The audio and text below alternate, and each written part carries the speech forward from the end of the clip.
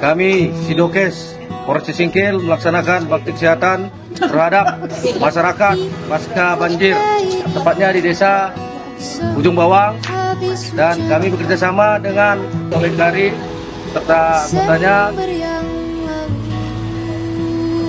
Hari ini kami melaksanakan kegiatan bakti sosial berupa pengobatan gratis yang bekerjasama dengan Dokes Polres Aceh Singkil, dilaksanakan di desa Ujung Bawang, kecamatan Singkil.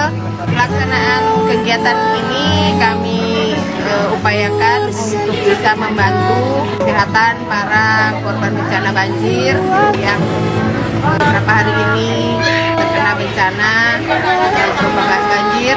Harapannya dapat membantu masyarakat sekitar Aceh Singkil.